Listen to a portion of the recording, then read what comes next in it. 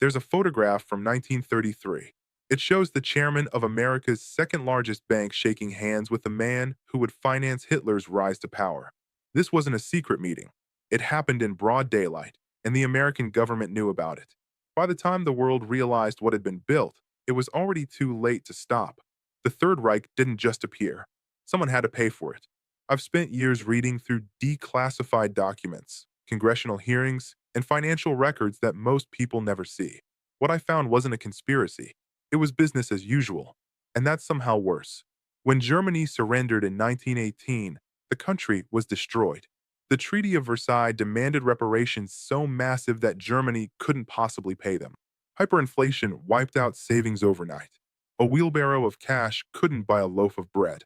The entire economy had collapsed, and the German government was drowning in debt it would never escape.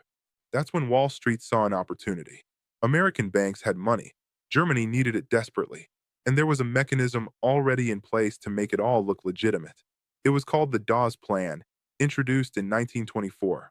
On paper, it was designed to help Germany recover by restructuring its debt and stabilizing its currency. In reality, it opened the floodgates for American capital to pour into German industry.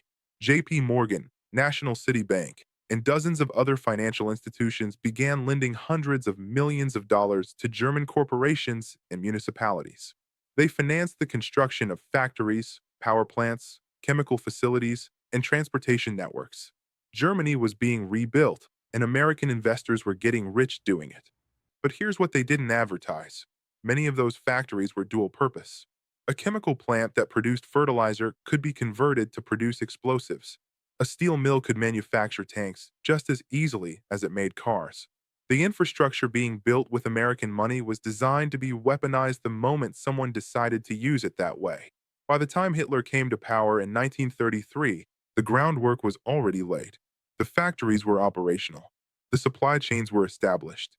All he had to do was flip the switch, and Wall Street kept lending. Even after the Nuremberg laws stripped Jews of their citizenship, even after Kristallnacht, even after Germany began annexing neighboring countries, American banks continued to do business with the Third Reich because it was profitable. Ford Motor Company built trucks for the Wehrmacht. General Motors' German subsidiary, Opel, produced military vehicles. IBM's punch card systems were used to organize the logistics of the Holocaust. These weren't rogue actors. These were some of the most respected corporations in America, and their executives knew exactly what they were funding. There were people in the U.S. government who tried to stop it. In 1934, a congressional committee investigated Wall Street's ties to Nazi Germany. They found evidence that American banks had loaned over $1 billion to German industry, much of it used for rearmament. The committee recommended sanctions. Nothing happened. The banks had too much political influence, and there was too much money at stake.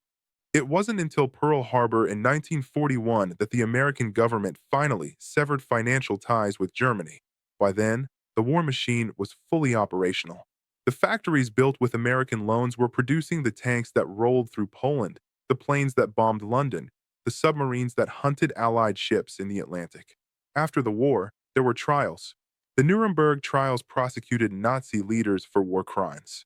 But the bankers and industrialists who made it all possible, most of them walked away. A few executives from companies like IG Farben were convicted, but the American financiers who funded the entire system were never charged. The money had been laundered through enough legal channels that prosecution was nearly impossible. Here's the part that stays with me. This wasn't about ideology.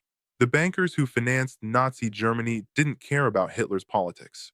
They cared about return on investment. They saw a broken country desperate for capital, and they saw profit. The human cost didn't factor into the equation because it never does when the numbers look good enough. The same mechanisms that financed the Third Reich are still in use today. Sovereign debt, corporate loans, foreign investment in unstable regions. The structures haven't changed. We've just gotten better at not asking where the money goes or what it's used for. There's a reason this history isn't taught in schools. It's uncomfortable. It implicates institutions that still exist, families that still have power, systems that still operate the same way. But the documents are there. The congressional hearings are public record. The money trail is clear if you know where to look. The Third Reich was built with steel, oil, and ambition. But before any of that, It was built with loans. And those loans came from New York.